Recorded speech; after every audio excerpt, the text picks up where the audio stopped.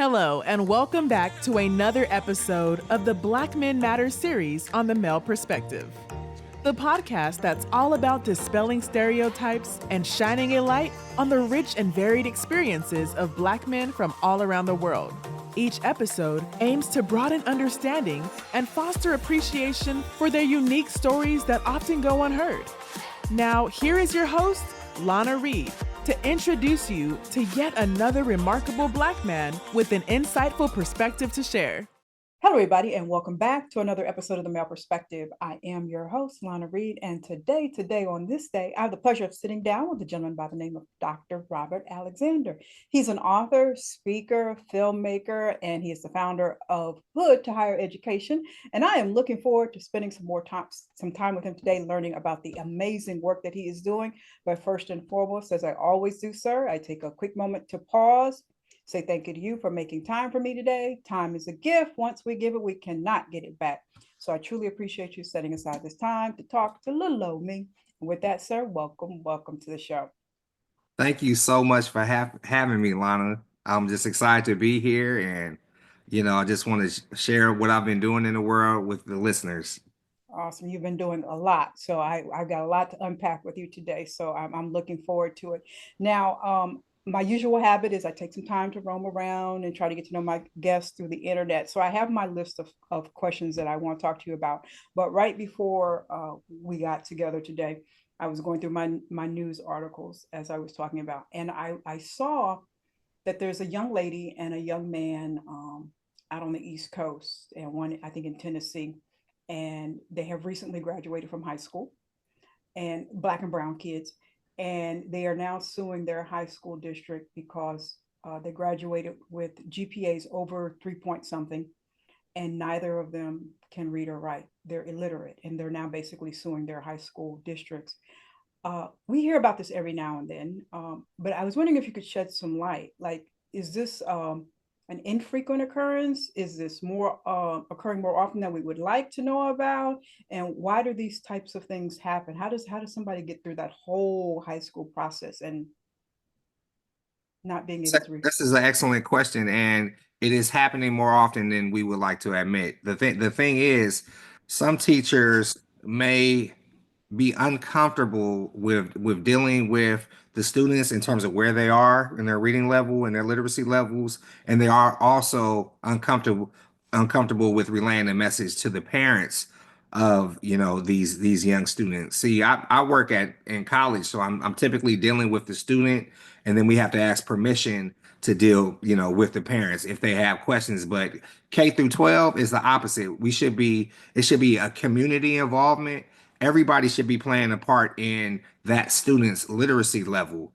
And we used to have more programs that increase literacy rates. I'm just thinking about all the great work, folks like LeVar Burton has done with, the Reading Rainbow. Mhm. And, we had programs that were connected to, some of the electronical things that you could buy, like Hooked on Phonics. Yes. And now what we're finding out, Lana, is they are using the literacy rates to predict whether or not you will be going into the carceral system, whether or not, the literacy rates are now indicating whether or not a jail or prison is going to be built for a certain population. So I am trying to do my part in increasing literacy rates. I never set out to be a children's book author when I was young, but I know I had a passion for writing and connecting urban literature as well as higher education with Black, brown, and indigenous communities. So many of my books focus on how I could best establish a relationship with communities of color, and knowing and showing them that these type of books exist. Websites like We Read Too, and authors of color that are is booming now on Instagram. So they're channels for different students to go into. You know what I mean? If we want to try to increase the literacy rate, but we also have to share this information amongst all of everybody that's involved. And not just the teachers and the parents, but folks that are community activists and that care about our children. Awesome, awesome. So, speak to that a little bit because I think people like to dismiss how important it is for our children to have educational materials that reflect what they look like. Why is it important? Like with the books that you have written, what impact does that have on a young person's mind when they I see? think if you're looking at what's happening now in the political climate, they are literally trying to write authors of color and our historical black folks historical accomplishments out of history books, right? We've seen the dumbing down of what happened during the transatlantic slave trade. Yes. So if you have, let's say, a banned book that that's typically a book of substance, when they ban a book, that book becomes something that people seek. The sales Hmm. go up, they don't decrease, because it's like, why are they banning these books? That makes people want to buy them even more. And I think it's important for young students to gravitate towards reading. Why? Because reading helps you with writing. Writing Mm. helps you with reading. This is a symbiotic relationship. In every position, job, career I've ever had, writing and reading was paramount to that job. Mm. So, I was fortunate enough to be the son of a librarian. So Oh, we you had no kept choice. I didn't have no choice. We kept books in our home. We had a library. And I grew up in the 80s. And I may be dating myself when I say this, but initially in the early stages of going through academia and being a student athlete among with my friends, we were the only home that had an Encyclopedia Britannica. That whole. So, even though I grew up during a tumultuous time in East Oakland, end of the heroin epidemic and the beginning of the crack era was challenging, because it was certain times in my childhood where it wasn't cool to be a smart guy. So Hmm. sometimes we had to hide that, but it was a source of pride when my friends would call on me and say, "Hey, we got this research assignment that we have to do. Can we come over and use your encyclopedia?" That meant a lot to me growing up, and Hmm. I relish in that. So I think that literacy has always been important in my life. I'm a father first. I believe in family first, and I put books in my kids' hand and read along with them. You know, before they were walking and talking. They got a good sense of what my voice sounds like, and Beautiful. also how important literacy is.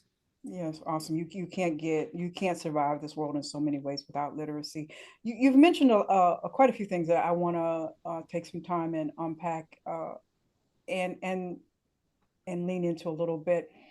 There's this messaging in America, in the system of America, that likes to say, if you just pull yourself up by your bootstraps, everybody has an equal opportunity to excel and achieve. And we know from real life experience for our Black and brown kids, pulling yourself up by your bootstraps does not always work for us, especially in academic settings. To outsiders looking in who don't understand the complexities, kind of break down what are some of the challenges for us to just pull ourselves up by our bootstraps in the academic arena.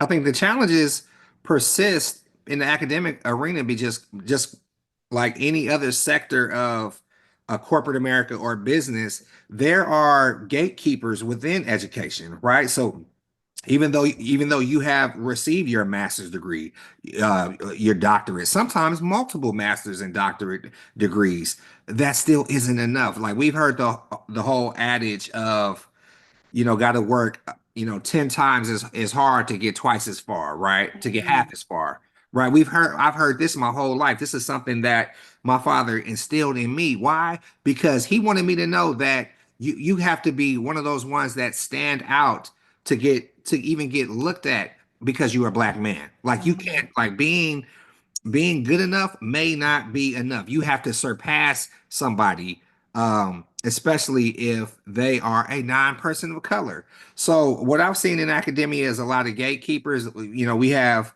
if you think about the very first college that was established, which was Harvard, right? One of the Ivy Leagues, right? So Harvard was created for white men. Women and people of color were an afterthought, right? This is why we have historically Black colleges and universities have thrived and been so successful. And shout out to all the HBCUs and shout out to all the members of the Divine Nine that are out there. Because had it not been for HBCUs, we would not have produced such brilliant Yes. Black scholars Yes. and folks that are going into different industries that are doing their thing. So, to answer your question, generational trauma stems from coming into whether it's housing, schooling, employment, and this is why diversity, equity, inclusion are so vital to all of these different constituent groups, because we need these to kind of even the playing field. It's not necessarily that Black folks are getting the upper hand. We've never gotten the upper hand, right? But this is to counter the imbalance that happens in academia. Who's allowed to be a scholar? Who's allowed to publish scholarly articles? Who's allowed to rise to dean Yeah. positions? Who's allowed to get faculty tenure track faculty position? Who's allowed to become presidents, chancellors, so on and so forth? Oftentimes, we're not in a position to make these decisions. So, having DEI and also hiring practices that are equity minded is essential to us dismantling status quo and also dismantling what is continuing to hurt Black and brown communities while we try to go through the ranks. Beautifully stated, beautifully stated. Now, you are an educator in the college setting, correct? Yes. So what is your take on how well we are preparing our kids for that transition from high school to college? Are we doing a good job, or do they come to you and they're like, "Oh, baby, we got work to do"? We have some work to do. I think now through programs like guided pathways, which is now, and I can speak a little bit to what we're doing in California because Mhm. that's where I am. That's where I'm located. So we have there are two programs that are really helping kind of bridge that gap between high school and college. The guided pathways, which is giving students a sense of, okay, this is how this major is linked to this career, right? Okay. So now if I go into business administration, I could become a lawyer, I can go into marketing, I can go into finance, and guided pathways kind of it helps you establish that. And these are the classes that you have to take immediately that are considered your core classes to where you won't waste time. Right. The Okay. other program that I'm seeing that is being highly successful is called dual enrollment. And dual enrollment is a program where a high schooler may be able to take a community college class. And why, Mm. you ask, why is this important? And can high school students handle it? Yes, absolutely. And it's very important because when a high schooler that's in the 11th or 12th grade can take a college class and pass with an A, that's setting them up. That's setting the tone for them, because now it's dismantling imposter syndrome. Now they feeling like, okay, there's a spot for me in college. I Hmm. took this college course when I was 16, 15, 17, and I did well. Hmm. So those two programs are really doing a good job. At my particular school, we have high school conferences where the seniors, yeah, we get all the seniors in the local, and it's all to do. We get all the seniors in the local area and we bring them up to our community college, and we have workshops on transitioning from high school to college, financial aid, college readiness, who to talk to. And many of us, Black scholars, we try to create the Green Book, the old school Green Oh Book yeah, for yeah, the yeah. motorists. This is where you go to get a haircut. This is You need to holler at Auntie so and so, because she's gonna put you up on game about Oh, how to graduate fast. And yeah, it's been a wonderful thing. So we're really doing our best to sustainability. try to foster that relationship between our high school students and college. Awesome, awesome. Oakland has always done the most, though. Oakland has always been at the forefront of making some change. So y'all are awesome. Absolutely. Now, the stats on brothers in college is, there are way more Black men enrolled in college than there are incarcerated. That's the figures. The challenge is getting you guys to cross the stage and get the diploma. That's where we kind of lose the numbers. What is the problem with, what are the challenges in getting a brother to graduate college? We can get you in there, but why Yeah. are we seeing we're not graduating as much? What does the village have to do? The village has to have this unyielding wrap around support for our brothers, right? So, when I'm talking to a young black male and he's telling me that he needs a book voucher, I'm not going to try to get him housing. It's Okay. it's it's listening and being intentional in terms of what they need. Um, and not just feeling like we have to lean on the deficit model of throwing them in a program that might be that might be a program that is actually beneficial, but that sometimes these one size fits all methods they don't tend to work. I think being intentional means maybe having a mentor that has gone through something similar that this black male is going through. So if we're talking about the community college ranks where I work, Mm-hmm. having somebody that has transferred from a community college to a 4 year and that is successful in their career, I think black men need to see that, right? And Mm-hmm. what oftentimes happens is black men like myself and others are going into these educational settings and we're not seeing our demographics reflected, right? It's typically, women ran and no shade, right? Mm-hmm. Women ran and oftentimes it's white women, right? And no shade, to the, my white female teachers out there, but we have to be reflected in terms of where we want to go or where we want students to go. So, there's a lot of initiatives that are trying to get black men into teaching. I'm thinking of urban education out of Oakland, excuse me, out of San Francisco. Urban Ed is doing a really good job, and there are Awesome. programs throughout the state that I don't have the names of offhand. But if you look at like black male, if you Google black male teacher initiative, there are a bunch of programs that are doing good work Awesome. Awesome. that are trying to get more black male teachers into them. Um, the wraparound support has to do with helping a student if they have mental health challenges, helping a student if they have food and housing insecurities, Mm-hmm. talking to the student and just really being intentional and deliberate in your listening, what their ask is, and then trying to provide resources that can essentially help them be successful is Okay. what's needed by the village, everybody included. About the village, and I will say, props to our state, California, up and down the coast is doing some wonderful work. Just to have the ability to go to community college and not stress about that financial issue is just it's just great. Times have really changed. I look back when I stepped on campus in 1987, and it was just you're just a number. There's no Mm, support system, and it's just a wing and a prayer we get through this. But now there's much more supportive village environments, and it's a little less challenging to get through the process. And I'm glad to see that evolution. Um, so I want to switch gears real quick because I want to know, how does the college professor go to making films? How does that happen? mm.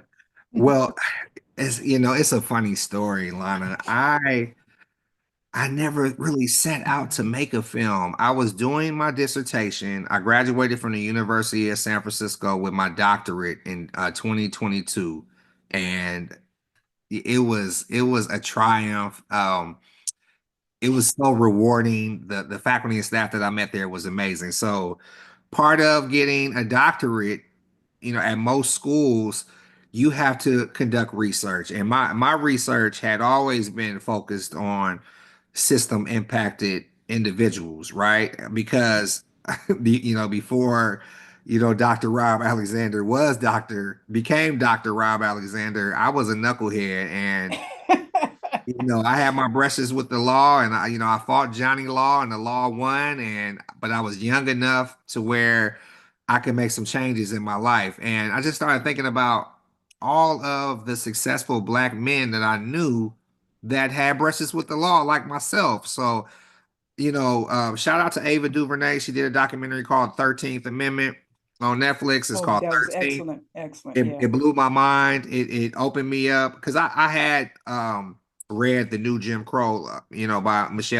Alexander, but to see it in digital form, to see it like compressed and all of these, wrongs in terms of how people of color have been done and how they use the 13th Amendment as a flaw, as a loophole to essentially force people that have committed crime back into slavery, right? That Mm-hmm. is the exemption. Slavery is abolished except for punishment of a crime. That Yep. essentially what the 13th is. So when I saw that, I thought she was like shouting to me, like, Robert, do something about this. This is one movie. Take the baton and run with it. So I grabbed that baton and I wanted to run with it. So I wanted to show the other side of it, folks that had experienced the carceral system like myself at the youthful age of 18, and how we made a way out of no way. So one of the things I want to prove in reclaiming our humanity, which is on YouTube Black Stories as well as Tubi. Go watch that and have me come to your juvenile hall, state prison, college. I presented at all of them. And you can find me at hood2highereducation.com or send me an email and I will pull up. But I interviewed 6 gentlemen that experienced the carceral system, and we are coaches. One is a professor. 𝗥𝗲𝗯𝗿𝗁 is Beautiful. a two-time best-selling author. One is a restorative justice a trainer and leads Black male healing in Oakland once a week.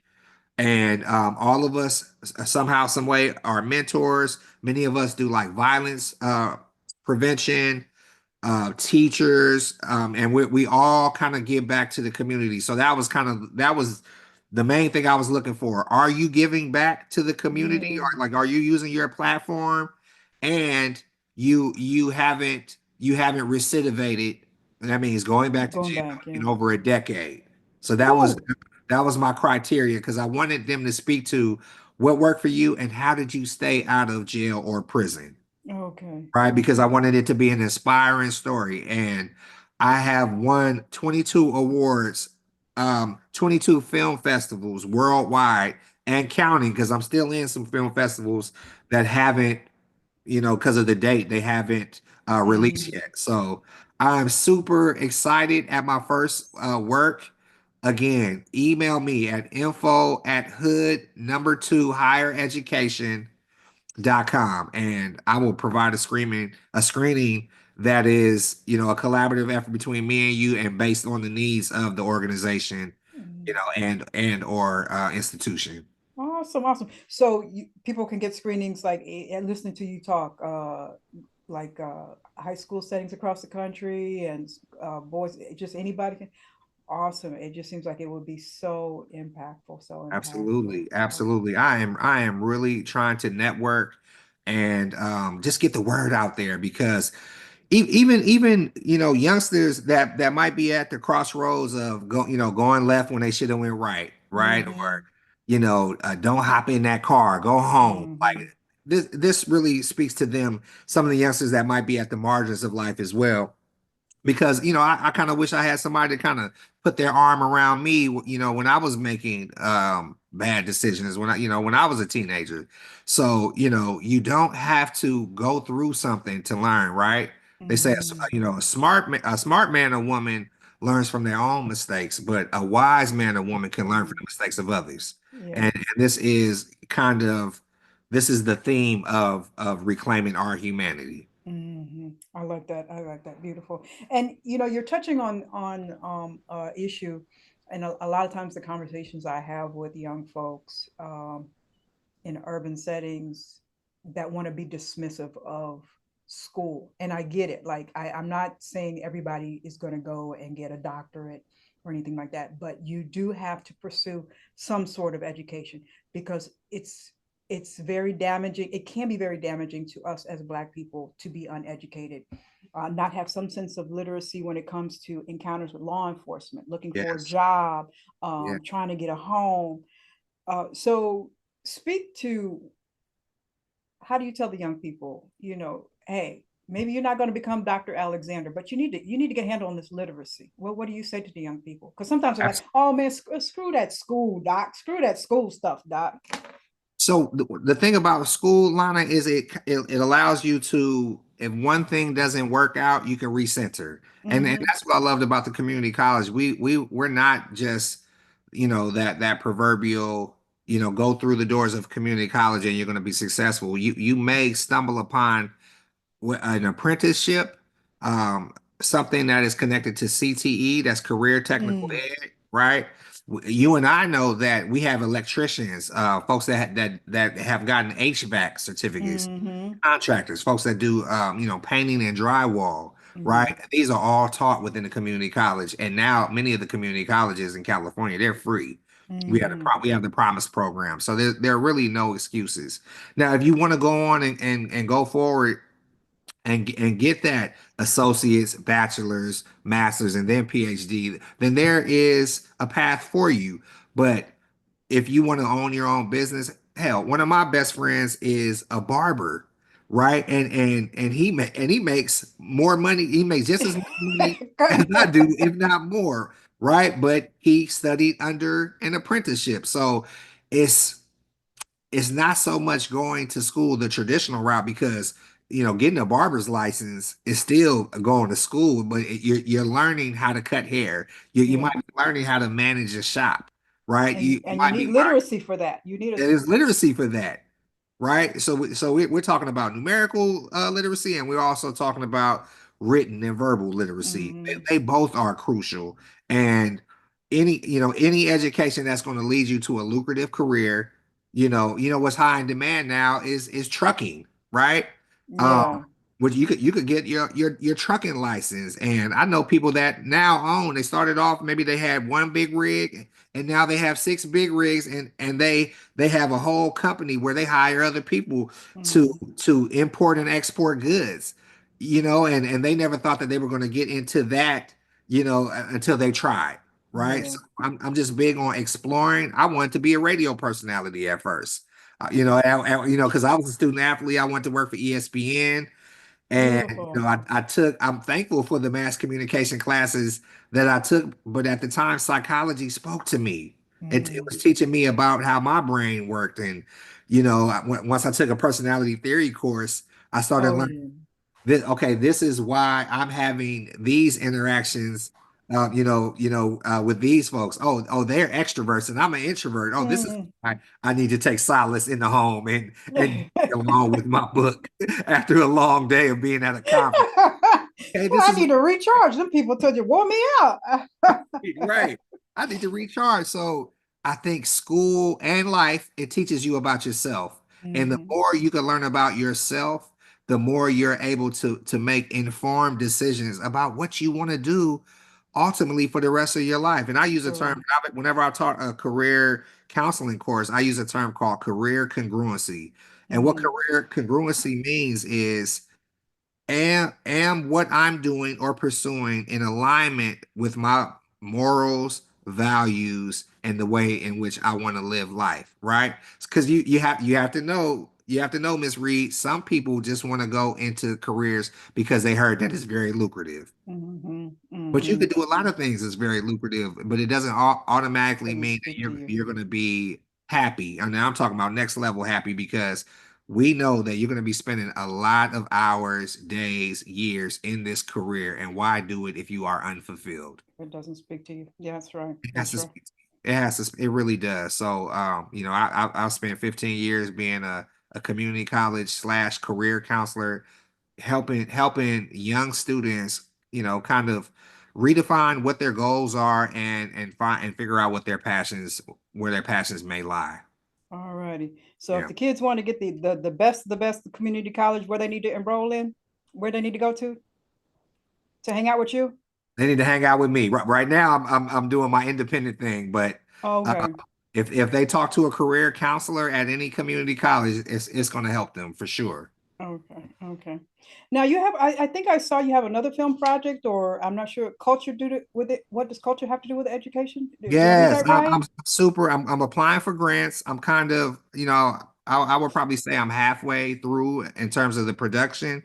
I'm applying for grants in order to film it, but be on the lookout. And you said it beautifully. It's called "What's Culture Got to Do with Education?" Me and my mother are Tina Turner fans, so like, what's love got to do with it? Mm-hmm. What's culture got to do with education? And I'm looking at how this political climate is really trying hard to get rid of diversity, equity, and inclusion initiatives across the board. Mm-hmm. All right. So, it kind of stems from whether, a Brown versus Board of Education was a thing that helped Black, Brown, and Indigenous community, or did that passing of Brown versus the board hurt us? Mm-hmm. So there's going to be a piece of that is that, you have to, whenever you're doing a documentary, I feel like filmmakers need to do a good job of learning of showing the historical um key figures and why we are here now, and then I think a good documentary should have a call to action Mm-hmm. for the viewers, like, okay, this is what I need you to do in order to make education better. Since I've been an educator, and I've seen the many flaws within education. It's not all It's a lot of gray. roses Yeah. and pixie dust. There is a lot of work that still needs to be done in order to make K through 12 and higher ed better. Mm-hmm. So Black folks being natural storytellers and griots. Um, Yeah. and shout out to my boy Dr. 𝗏𝗏𝗍𝗏 with Black Empower. He was the first person that was my age that I saw make a film. And he's done Black Fatherhood. He's done Black Voices from the Ivory Tower. So it kind of inspired me to, okay, I think I have a story to tell. Right. Yeah. And then once I made my first film, Reclaiming Our Humanity, I got bit with that filmmaker bug. I want to continue to produce and bridge the gap between what's happening in urban areas and higher ed, Mm-hmm. and just kind of open the eyes, to BIPOC, Black, Indigenous, and people of color, and show them that there is a lot of positivity that could happen through either Yes. going through schooling, even if you got to educate yourself through YouTube University, There you right? go. There you go. You can make something, you can make something of yourself. Yeah. It's you brought up something that is a conversation topic in a lot of my circles is were we better off at certain period of time? When you think of freedom schools and the emphasis on education in generations past versus where we're at today. It's it's a good conversation topic. Yeah, yeah. We've digressed, I will say. Um, Can I say something real Go quick, ahead. Miss Reed? My mother always brags, because she was raised, born in the 50s, and born before the passing of Brown versus the Board of Hmm. Education. She always bragged that she had all Black teachers. Right. And I didn't have my first Black teacher, my Yeah. first male Black teacher until junior high school. And then I had a couple sprinkled here and there in college. But just imagine having all Black teachers where they know the little nuances Yes. of raising a young Black boy Child. or girl, and they know how to coddle them when they need it, and they know Yes. take that teaching up a level, and now I can connect with you on a cultural level. Okay, let me talk about the Egyptians and the pyramids of not only Egypt but Teotihuacan, and how there was a connection and a symbiotic.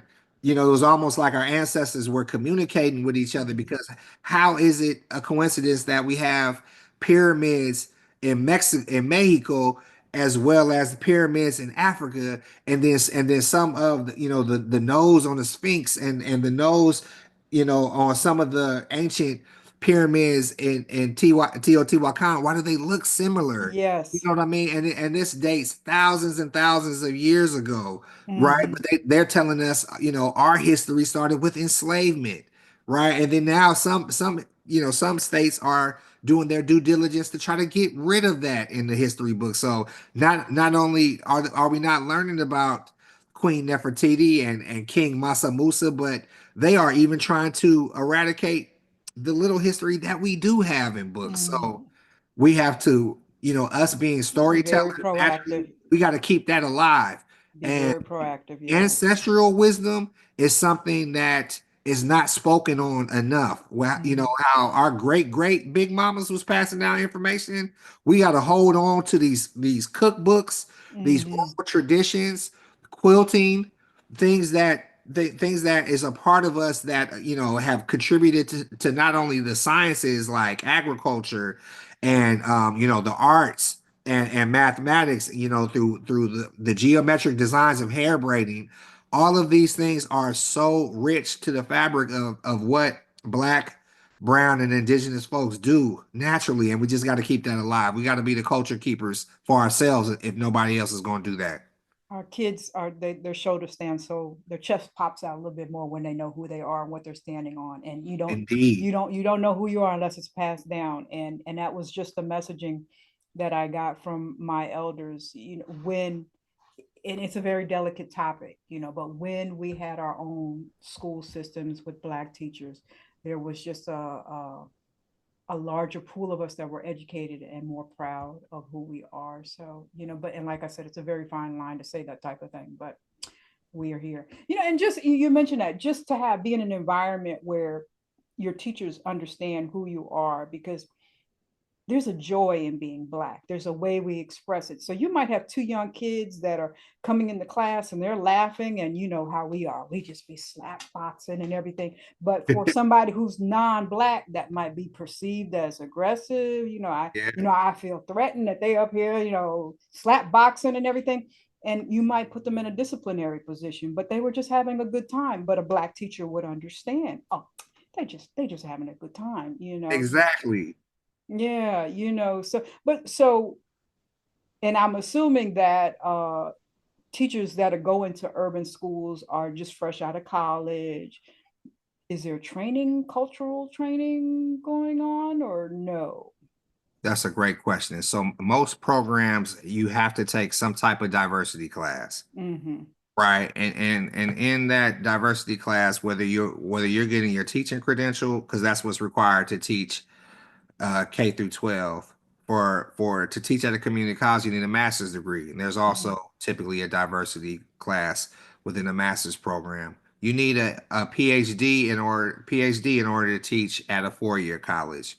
But at every level, there is a diversity course, that diversity equity course that you have to take. I know I had to take one when I graduated with my master's degree in counseling. The thing Mm-hmm. is, I think what needs to be emphasized a lot more in these courses is don't let that education stop there. This is just one semester long course, Mm-hmm. right? And you got through it in 5 months. Now, if you never do your due diligence, let's say I'm an African American male and I'm teaching in a predominantly Latin community. I'm going to go above and beyond to learn everything I need to know about my Latin. Mm-hmm. Mm-hmm. Why? Because I want to be the best teacher that I could possibly be. Now, I may not be able to speak Espanol on their level, but they're gonna be able to understand some of the things that I'm telling them, and I'll be able to interpret some of the things that they are telling me. So I think that's where teaching, kind of gets stifled because some teachers, I'm not speaking for all, but some feel like they have reached this point of enlightenment to where they don't need anymore. But Mm. whenever you are working with students of color and you're working with different communities that are not your own, even if it is your own, then it is incumbent upon you to keep going in your training, to keep getting your certificates, to keep Mm-hmm. learning, keep growing as a person, meeting with families, going to those PTA meetings, right? This is what so and so is dealing with in his neighborhood and at the household, and maybe I could make an assignment that's centered around that to Yeah. where they can gain importance and understanding. Whether it's a socioeconomic class or whether it's an English course, I'm going to have an assignment that's tied to their lineage in order to draw them in. And I think that's what culturally relevant teaching is. The Mm-hmm. best teachers do this. The best teachers, they do as much listening as they do talking because they have a really strong sense of what's in their classroom and where they want to take that next unit of teaching. Okay, Okay. and this is how I'm going to peak it by connecting. Okay, great tips. Now, one last question before I ask my random question, and this is a request to speak to the parents. So sometimes, you, as a parent, you know your kid, and your kid might come home expressing some frustration. How does the Mhm. parent deal with a teacher who might not be culturally getting their child in a classroom setting? How does a parent navigate that situation? That's a great question. I think the main thing, the parent and the teacher both have to have an understanding of where they're coming from. Mm-hmm. You know, the teacher has their child for 7, 8 hours a day, right? Mm-hmm. So a lot of teachers feel like, they're playing a role in raising someone else, Mm-hmm. right? They have to have a relationship. And I'm, Mm-hmm. I'm big on building relationships. So in order for a teacher to tell a parent, of a child that might be underperforming or acting out, the first needs to be a relationship that's built. And how do they build a relationship is, whether it's through emails, inviting them to them open houses, inviting them to those parent teacher conferences. And sometimes, let's just be real, the parents aren't willing to go, or it's not within, yeah, it's not just on the teachers. Some parents are not showing up to these open houses and parent teacher conference. So, first we got to care enough, to receive what the teacher is trying to tell us and also show up to some of those events. You know what's been really impactful? Because I have an 11-year-old boy. When they see me pulling up, as a father, Dad is here. because it is powerful. Hey, Mr. Mm. Alexander, they really go out of their way to acknowledge me, Are right? you one of the Because few fathers that show up in your child's in, school? in our district, yeah, I'm one of the few. I'm one of the few. And now, I happen to have a collection of friends that are fathers, and we all show up, Mm-hmm. to these events. But they go to schools outside my district. I'm just talking about the Okay. district where my son Isaiah is being schooled at. So and this is what I do to foster and build, yeah, and strengthen the relationship that I have with my son's school community. Mm-hmm. So, if your child is underperforming, you have to take it with a grain of salt. Because you're that child's teacher first. Mm-hmm. So, if that requires you to spend extra time on homework before or after class, or sometimes, because we in my household, we relegate the weekends. That's when they are allowed to get their cell phone and play video games. Mm-hmm. Monday through Friday, or I should say, Monday through Thursday, they are not allowed to watch TV.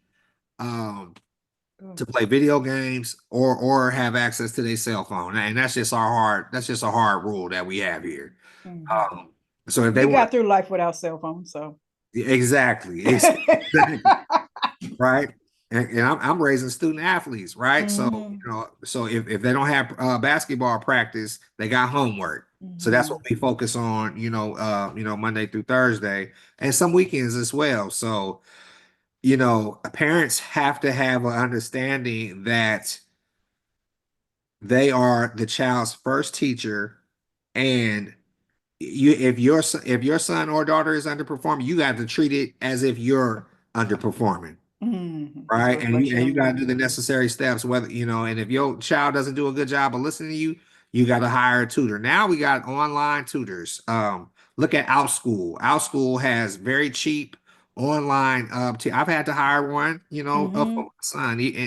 And you might think, oh, you an educator, how is your child underperforming? Because They receive it from other sometimes people. children don't like listening to you. Mm-hmm. You know, just like when I was coaching basketball, sometimes it's just better off if they got a another coach or teacher, Mm-hmm. because they hear my voice all the time. So, over time it kind of loses a little bit of power. Mm-hmm. When I, That's just coach. That's just coach. That's just coach. right. So, in terms of cultural relevance, you can make recommendations to that teacher. We're having this African American, we're having this Black History Month celebration. Why don't you check it out? I think Mm-hmm. parents could do a good job of, kind of inviting teachers into our spaces where they could learn about us. But if that relationship is not there, it makes it harder for you to be like, we just had the Black Joy Parade in Oakland. You had thousands of people. We had not one violent event. Nobody Beautiful.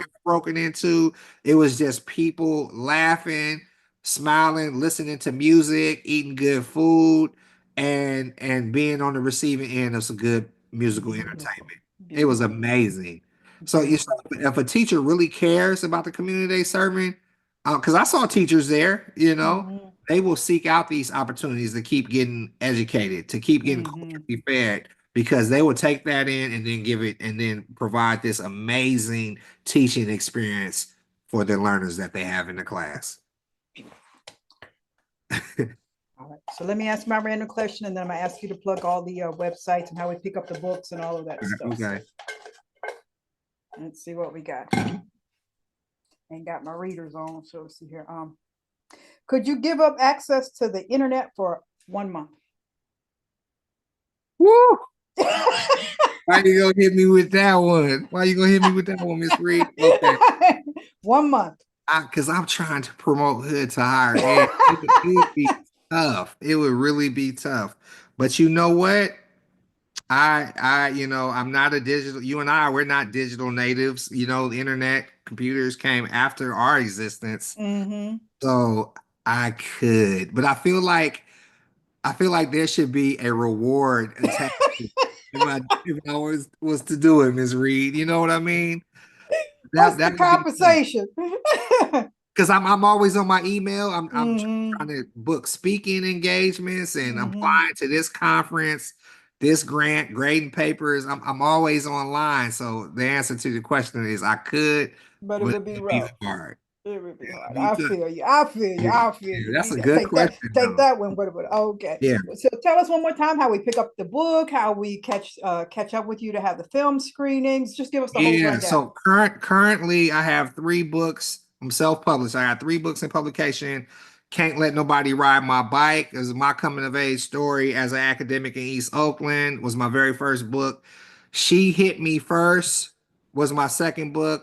It's an anti-bullying book about this young girl Jamila that actually learns hitting from her mom through spankings, and she feel like that's how she has to work through problems until she gets schooled by some mentors and teachers at her school to show her nonviolence ways Mm. of dealing with conflict. And the companion book to that is He Hit Me First, which is being edited right now. So be on the lookout for that. Reclaiming Our Humanity, the book and documentary are both available now. Reclaiming Our Humanity, where I interviewed 6 formerly incarcerated Black men and how they found success through mentorship and education. The book and documentary are available now, and I am available to come to your school, community-based organization, or institution, what have you, to provide a screening, professional development, workshop, panel. You can find me at info@hood2highereducation.com. That is also my Instagram, Hood to Higher Education. If you Google that and you see somebody else's name attached to it, they stole that from me. I am the founder of Hood to Higher, because I had to check somebody, Lana, the other day. They used it in the paper, and I said, "Hey, that is my handle. It has been trademarked. You do Whoa. not have permission to use that." So Hood to Higher Ed, if you Google Hood to Higher Ed, I am Dr. Robert Mossi Alexander. There's a bunch of Robert Alexanders. I have a very common name. And there's Mm. also other educators with that name, but Dr. Robert Mossi, Mossi. MSSI, African, Alexander is my name. You Google Hood to Higher Ed, you will find all my contact information. It's the same on every social media website. I look forward to working with you all and presenting this interview has been amazing. My juices are flowing, Miss Reed. And I just give you your flowers right now? There is not a lot of platforms that uplift Black men. And I met you word of mouth. I reached out to you. You were so nice and forthcoming to me. I just want to just send a shout out to you. You are a wonderful sister. I hope that we could collaborate again. I have, I never have, I don't have a shortage of ideas.